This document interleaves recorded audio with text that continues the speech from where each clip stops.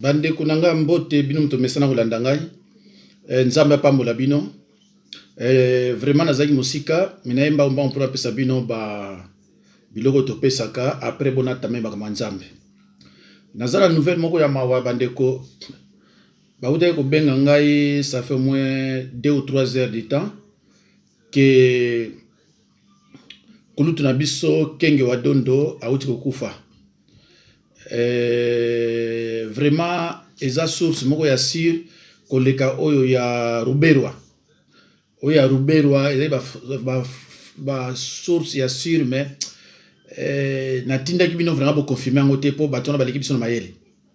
Mais ya kulutu Léon vieux Léon Beach, vieux Léon Beach, vieux Léon Kenge wa Dondo. Je crois que cette fois-ci, c'est une nouvelle moko ya solo que Kenge wa Dondo aza susute auta kokufa. Allo bandeko na ngai na pesa na tila bino donc moi message moké ya moi na biso moko moloba toyoka oya zoloba. Peuple congolais, je vais parler en français parce que je vais critiquer la diaspora médiocre. La réunion que je suis partie dimanche, j'ai été déçue de voir des jeunes Congolais, des Balouba, idiots, qui ne se rendent pas compte de où nous sommes et qui sont venus plaider la cause pour Fali Ipupa pour qu'ils puissent jouer. Peuple congolais, j'ai beaucoup de tristesse. Ça ne s'entend pas à ma voix parce qu'il faut que je reste digne. Shekinah n'a pas menti. J'ai contacté une de mes amies qui fait partie de l'Union européenne et c'est confirmé que la balkanisation du Congo a été accordée, signée par Kamere et tous ces merdes à la tête de l'État dont Félix. Donc le Nord Kivu, le Sud Kivu appartient désormais aux Rwandais. Est-ce qu'on va laisser ça? On va pas mettre ça dans notre cœur. On doit se battre. Se séparer de Iyendi, ça va être très très difficile. Mais on n'a pas le choix. Faites exploser tout ça où il y a du pétrole, peuple congolais. Créez des armes. Combien de fois on peut vous dire? Cassez, prenez une bouteille de fer, tu le casses, tu le mets dans ton sac, tu poignardes un Rwandais. On est plus de 90 millions. Je ne demande pas 90 millions d'aller se battre, mais 10 millions de Congolais, vous pouvez exécuter déjà les Rwandais qui se trouvent à Kinshasa. Félix n'est pas notre frère. Je suis Moulouba, mais je ne peux pas comprendre ce que Félix a fait. On doit arrêter, il faut des actions. Rouberoy, il est mort ou pas, je m'en fiche. Ce que je veux, c'est que Kamere meure.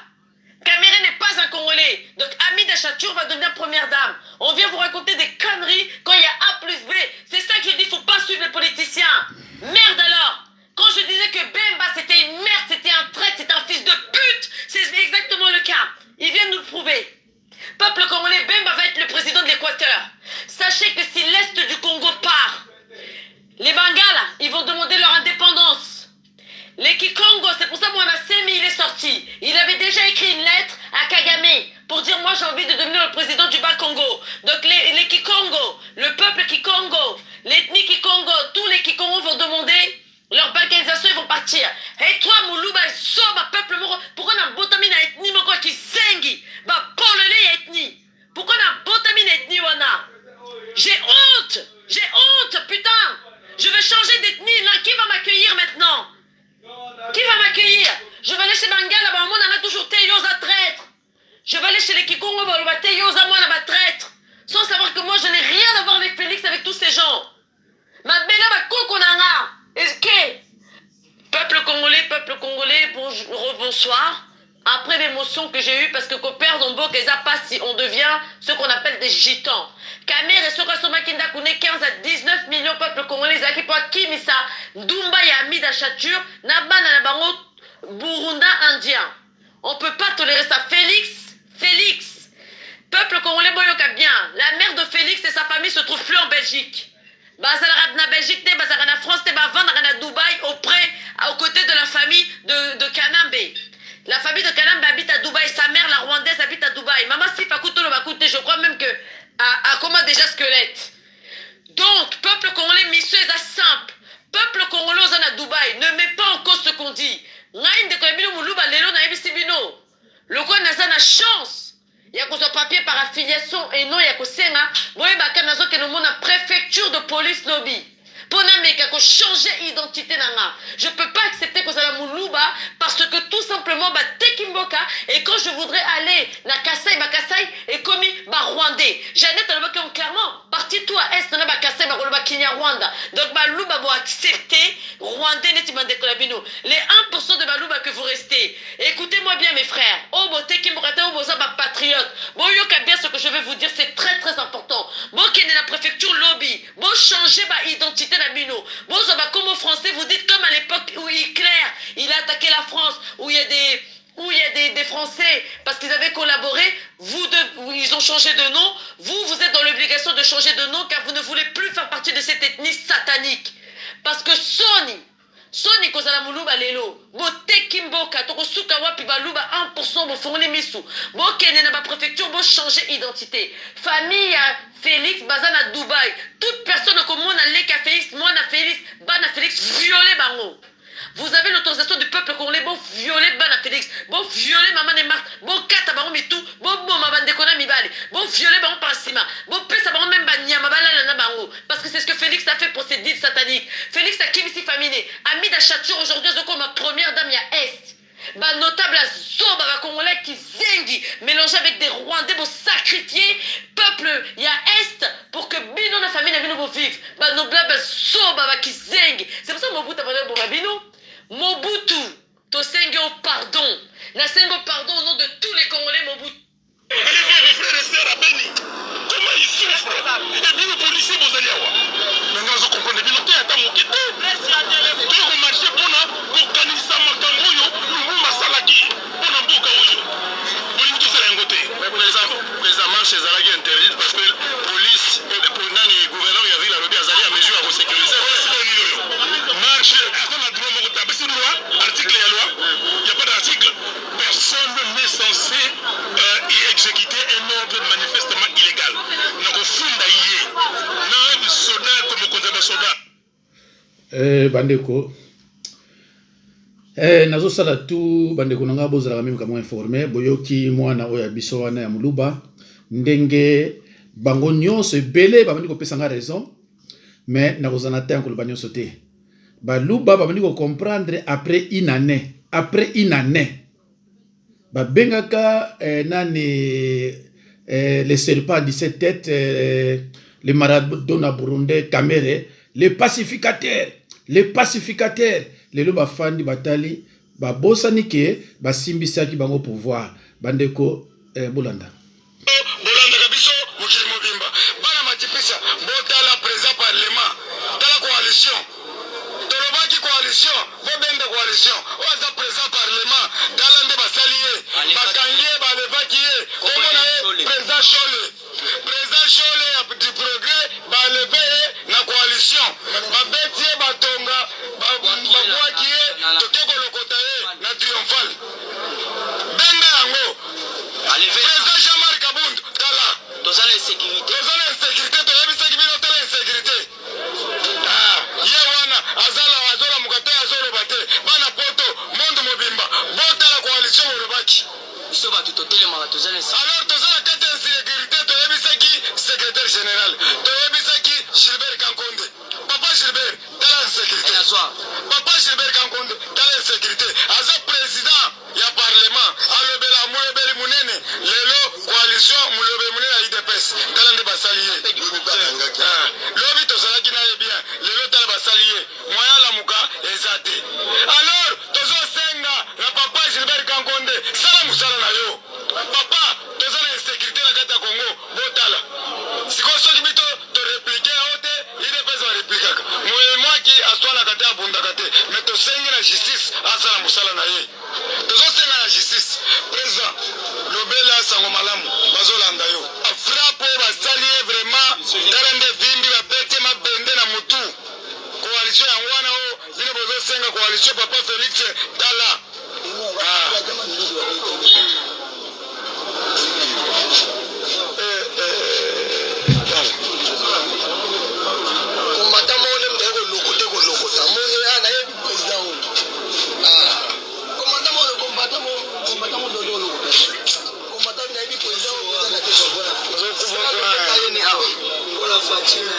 bandeko wana bomoni azali président soki les Congolais debout non, il y a parlement debout Muluba bandeko baluba bakosila. C'est malheureux puisque ce sont des gens qui ne comprennent rien. Pouvoir basimbisaki bino yango balobi bino bozala baboyi na biso batuti oyo nyonso bokosala euta pa na biso. Donc Tshilombo et les Baluba sont des boyi chez eux ya batuti. Mais tant nazomona lelo bamukuna batelemi bazoloba na bazakle na soki fils mukoko nalobi me bato bazamayele te bazo comprendre te. Quand est-ce que Muluba va comprendre? Vous avez accepté. Tango Kabila Kanam a pris nos pouvoirs à Simbisa. Mais vous avez accepté. Donc acceptation au salaire qui est nangote. Acceptation au salaire qui est lié kolobake boza ba boy na biso batuti na kati ya mboka na bino. Bo signer bakor bo signer. Sikoyo bolingo lobani.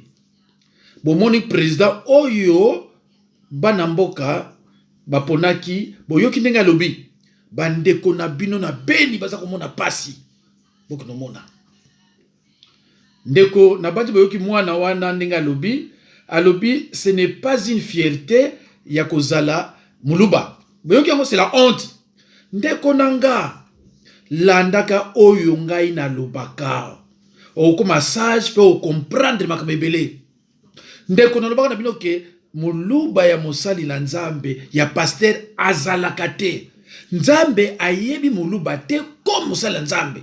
Ce sont des conservateurs de coutumes, même les pasteurs.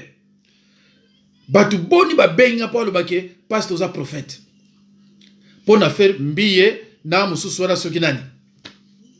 Babulumbu la bango na omona niti na di bino mutu tintilinga ba mutakala soki ya mwasi ya kalambai soki ya mbiye ezala mbala suka ngaza musala na nzambe nazana droit biloko wana te soki ndeko oza ndeko nanga participé olandaka nga na sepelaka mingi mais so continue ko tindina nga biloko aboye na ko bloquer yo biloko wana nga intéressant nga ite na loba na bino ke soki yo sambelaka pa ya muluba za pasteur sortez de cette église muluba à cause de musala na nzambe te chez les baluba so abali mwasi à cause même na 4 baza na droit mais moi c'est ça na droit te et c'est comme ça aussi les pasteurs baluba même en apoto na yibi baluba azana mwasi na ndako makini na mwasi musukuna basi bele soko tuni ba ngombe pas choses interdites. Ce sont des conservateurs de coutumes. Un conservateur de coutumes à cause de la pasteur te mbiye boko bisa pasteur bien boso na pasteur ya banzembo akino beta ba concert. Est-ce que musala nzambe musala ya pasteur ezali koyemba banzembo bosimba bible na nouvelle alliance boluka pasteur oyo abana ko no beta ba concert koyemba banzembo ko binaka musala pasteur musane koyemba banzembo na ko binate oneza musala pasteur te tango na lobina yo ke oyo za musala nzambe te ndimelanga yo zo ozako douter peut-être pour éviter ndimela so na lobineti ba walesa ba mokuna ba Tony Silas ba soki ebimi na monoko ngana nabike baza ba sala nzambe te ko tcha tembete parce que yo ebino lokote ko tcha tembete po yo oyebi lokote omoni siko batu ba benginga na WhatsApp plein pasteur on a raison musala pasteur mulu ba ko zalati pasteur on a raison combien de fois na lobila ba OK des petits ba mbiye ba kalamba iso ba kolamba iso ba nani wana ce sont des aventuriers de merde.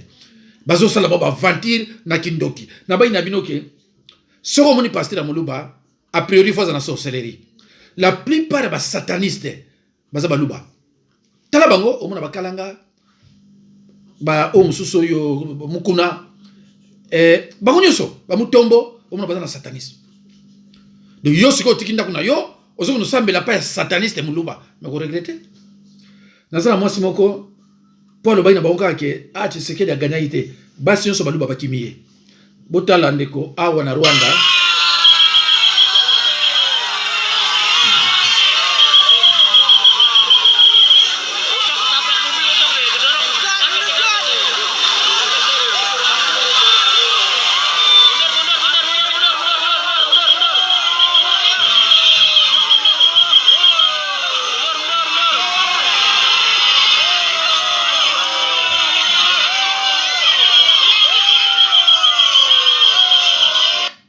bandeko oyo bomoni eza Rwanda bomoni justice nzambe oyo wana bomoni ezali Rwanda. Alors naza na nouvelle moko pe susu eza penza ya bien te ekoki ko eza ya malamu te bato ebele ekopesa bango pasi parce que ndeko oyo boze ebele alors bandeko toyeli boze ebele bolingaka ye mais message koleka awa mpona ndeko wana eza malamu te mpona nga mpe esepelisi ngai te ezali bongo ya maître Nico Mayengele. Patrice Emery Lumumba alobaki kokanga tokotika livre koboma tokotika moto vivant eza personnalité na biso te nde moto ezokonte eza Congo nde moto ezokonte. Lelo oyo tobimi c'est parce que il y a eu Patrice Emery Lumumba oyo andimaki personnalité na ye ekende a toza na liberté nous sommes na Pascal plutôt toza déjà 14 heures bato balobaki marche sini me bomona population ezela bandeko nayebi te oui c'est ça Chilombo Antoine ya famille Tshisekedi azosala a toza na maître Nico Mayengele badiaspora yongo matombo yingi tande trésor kinga lobaka maître Nico Mayengele oyo bauti kobeta epa ba policier maître Nico Mayengele oyo bazokisi na tosolola mwa moke na maître Nico Mayengele bo tozwa pe population oyo bavivre ndenge nini bazobeta maître Nico Mayengele po mboko bobaki état de droit ekomi état de désordre droit ya komarche eza esute mbote maître Nico Mayengele mbote trésor kinga mbote na bacombatant résistant nyonso balinzinga ndenge na biso bao bavivre événement bandeko eza oyo Nico Mayengele aza hospitalisé babetaki ye na ndenge moko osakana te mais ntango na tie yango tala ye wana bino rapidement awa nazali na compte ya maître Nico Mayengele. Donc maître Nico Mayengele pendant ba marche oyo ezalaki pacifique ba provoquer mutu te mais maître Nico azalaki atteint toyebi te soki bale mutu ezwaki ye ou bien azwi kaka ba crèche na loboko ou bien libumu ezwi crèche to comprendre te mais to uta ko sola na ye kala mingi te tango azoke na hôpital na nzela hôpital bandeko siko aza siko na kati ya hôpital kuna namoni bazosala ye perfusion toko sola na ye lisusu toko pesa bino suite vraiment ya makamango eza ndenge nini wana maître Nico bomoni wana azali na mbeta hôpital na miniti oyo kaka pona suite ya makambo oyo ya ba Balkan ndenge bazali kosala biso wana maître Nico botala libumu botala ye vraiment bandeko botala mais en tout cas tokosila na bato wana maître Nico bandeko pour votre information toto sola na ye kaka avant akoma hôpital lelo donc azasko na hôpital na miniti oyo. Alors bandeko maître Nico ye wana azali souffrant na kati ya hôpital pona ba médiocre oyo. Alors il faut maître Nico apporter plainte oyo ezaka ka flash to yeli bino ke maître Nico aza na hôpital na yoki pe sango ke il paraîtrait bon naloba ngona te na bombi ngona na vérifier na boy koloba il paraîtrait po aza personnalité moko ya kosakana na ete na koloba ka il paraîtrait te fona zala sûr avant na bimisa kombo na ye. Voilà bandeko bo partager oyo mutu tout amona injustice oyo ezosalema na kati ya mboka wana mboka ya occupation mboka sous occupation bandeko. Voilà biloko tokomona pe tokokontinue komona yango bandeko na kosala pena émission te na yeko pesa bino ka flash. Merci to kutana na émission to sala ka lobby ingeta bandeko bomoni nani molobeli ya mboka Nico maître Nico Mayengele toyebi te sikoyo situation na ye eza ndenge nini bandeko na ngai Chilombo na baluba balukili batu makambo moko oyo eza pasi mpona kosupporter me bandeko bokomona bon bino nyonso bomonaki eloko oyo nakoki kozongisa yango meme mpona 1 minute voilà.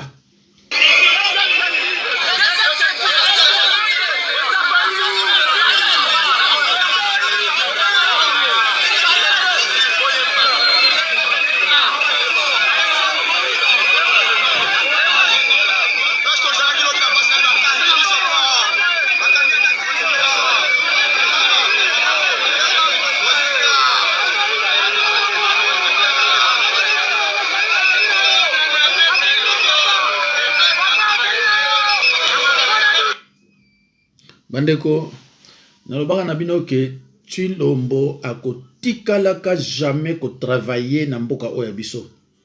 Yo oloboza musal président de la République, mais tala mboka, tala batu bazo tala ndenge batu baali. Bayebi ke président na biso ye wana. Mais yo sikoyo oke kosala kindoki na yo. Eza penza kindoki moko de toute façon ndoki malamu ala raté hein. Ndoki malamu ala raté. Alo bandeko na ngai siko bomona mbuji mai ekolo oyo président na bino Beto Auta botala mbuji mai province moko ya mboka na biso eza ndengo wana te botala mbuji mai botala munoko baluba batiaka tatana bango Tshisekedi ayiba mbongo ebele asala rien na mbuji mai ava kufa yibi biso mbongo asuki 11 millions ya Imperium atongi at hôpital te kuna na mbuji mai mwana ye tel père tel fils Chilombo autai ko yiba 15 000 bakaboli bango na kamere mais tala population ya mbuji mai nalobaka na bino bandeko boyo kamaka nalobaka na bino ke moluba akabaka te na minute yo mama moko saka théâtre soki mama Makila aza sérieusement malade. Tous les baluba ata moto moko azobimisa ene kutapesa ete. Yo moto zolanda ngai. Camarade na oso zakane moluba tala kabila yo nini. Sala bila bino mibale. Nani moto exploitaka moto. Na lobaka na bino ke moluba akabaka. Boyo kaka onga na lobaka na bino ngaza musala nzambe na ko lekate pona mensonge. J'ai berger les baluba chez moi. Yo moto lalisa muluba na ndako na yo tala muluba oyo lalisa ndako na yo aranda yo makamunini to ye a eda nani c'est clair à vérifier ndeko tana yo moni batu na mbujuma ne ba souffrir na bino muluba azana quel sorcier parce que mutu azana quel ya mutu non namour te bolanda bandeko na ngai C'est quand la dernière fois que vous avez pu lui donner à manger?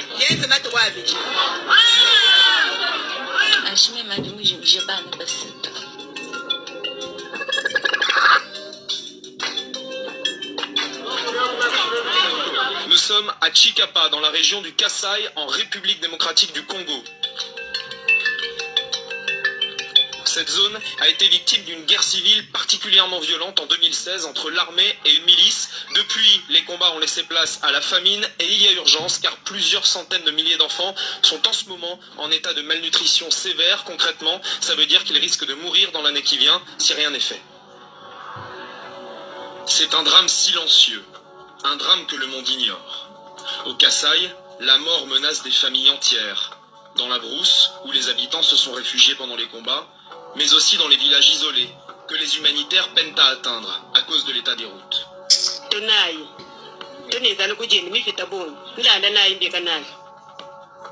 Quand on arrive sur place, les traces de la guerre sont toujours là. Des maisons détruites, des bâtiments criblés de balles, et des militaires armés jusqu'aux dents. Les habitants ont peur et ils n'ont rien à manger. Les enfants sont les premiers touchés.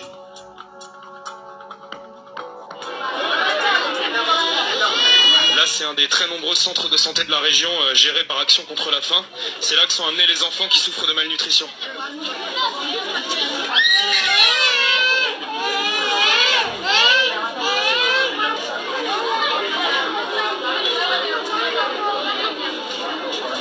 Bonjour.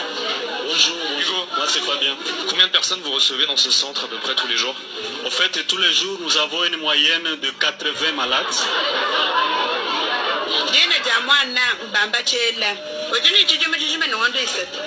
C'est quand la dernière fois que vous avez pu lui donner à manger?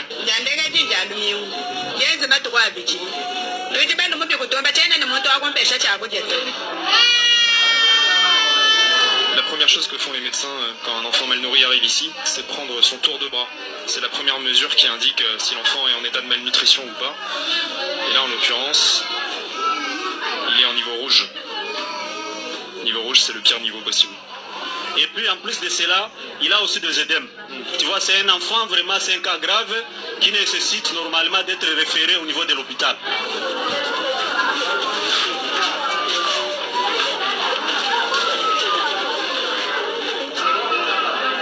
Cet enfant pèse 8,900 grammes. Et il a quel âge? L'enfant a 36 mois. 3 ans.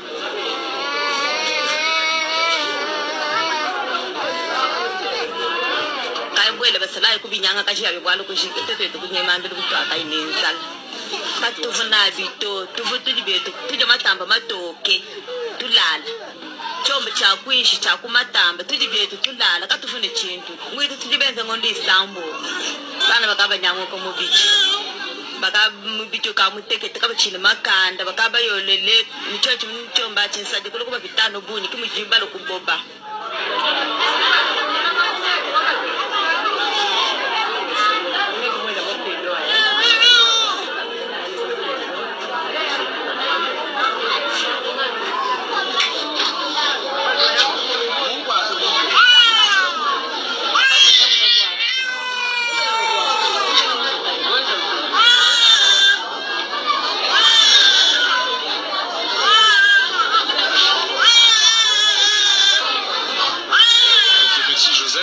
Il a 17 mois, 1 an et demi, et il pèse à peine 5,5 kg. Là, on va faire les tests d'appétit. On va voir l'enfant s'il est capable de manger.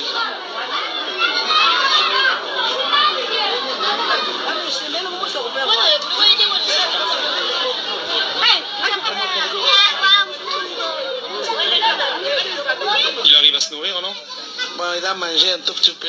Parce que c'est la première fois de manger. Bon, avec l'accoutumance là, il commencera à manger. Alors là, c'est une petite fille qui a 2 ans et demi, qui pèse à peine 6 kg et qui est très faible, qui a notamment beaucoup de fièvre. Et le problème, c'est que les enfants malnutris, on ne peut pas leur donner de médicaments pour faire baisser la fièvre parce qu'ils ont déjà les reins très affaiblis. Donc, on peut juste leur mettre un petit peu d'eau froide sur la tête. Quand l'enfant est arrivé, l'enfant avait des œdèmes partout, jusqu'au visage. Là, il y a déjà un retard de croissance qui pourra s'installer. Et puis même au niveau intellectuel, l'enfant ne sera pas bien développé. Oui. Est-ce que vous avez déjà perdu des enfants ici? Oui, nous en avons déjà perdu. Nous en avons déjà perdu 7 à 8 enfants depuis le mois d'octobre de l'année passée. Comment ça s'est passé, la fuite depuis votre village?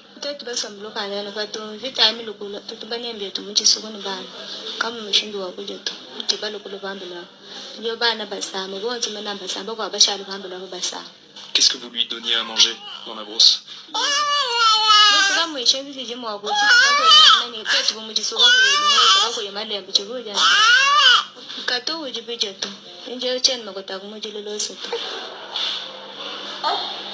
Le problème avec les mamans qui souffrent de malnutrition, c'est qu'elles n'ont plus assez de lait maternel pour nourrir leur bébé.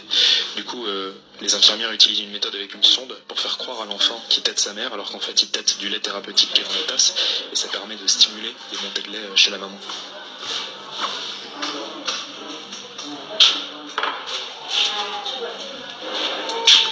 Là, c'est un enfant qui refuse carrément de s'alimenter, donc les infirmières sont obligées de lui mettre une sonde dans le nez.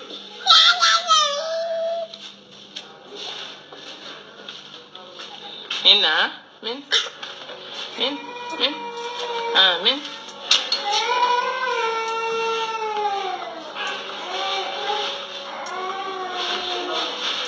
Eux devraient s'en sortir, mais dans la brousse, loin des centres de santé et des humanitaires, des milliers d'enfants sont toujours privés de soins.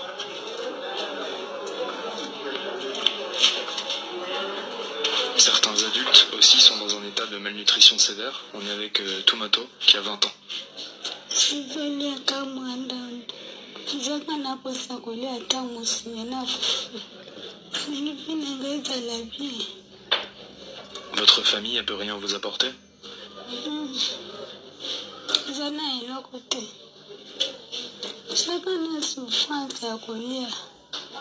Souffrance ya kulia. Tena zana yangu.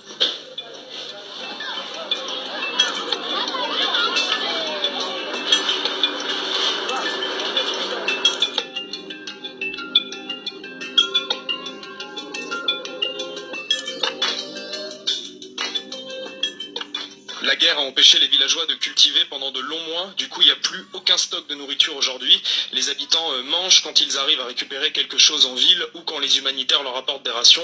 Mais il n'y a vraiment plus rien à l'intérieur des maisons.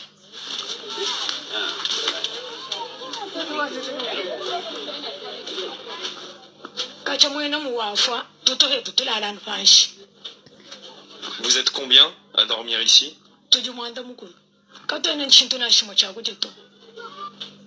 Bajiba lombani bya kuja meba wonswa ntumba mbele ngoto neni bya kuja to phalo buni bya kuja mu itujilo le ntuje be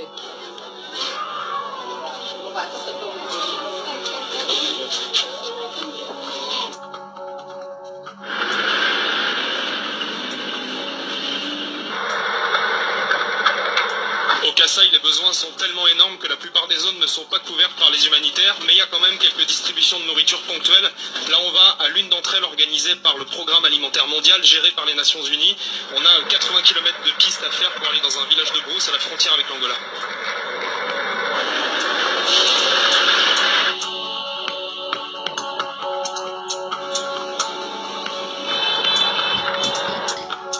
Bandeko,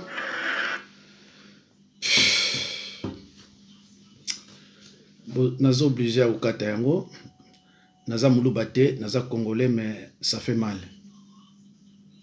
Baluba muno kwa pamba batiaka bandeko na bomoni kuna pa ipana bango. Province moko ya RDC zandengo na zate. Koleka bana Ethiopia. Nani béton 15 millions a préféré bakamona bango na kamere. Babadi banga, ba mususu ba ba premier ministre. Tala côté na bango ndeko égoïsme ezana batuwana mais non, ils n'ont pas de cœur. Est-ce que baluba bazana na cœur neto biso zana yango. Ndeko nanga soko zu cassette oyo. Panza ngo tina Kinshasa. Panza ngo partout soko za congolais. Soko otali cassette oyo. Opanzi yango te au péché. Soko silisi kotala yango tindi langa ta mutu mususu ndeko na yo congolais eza mawa.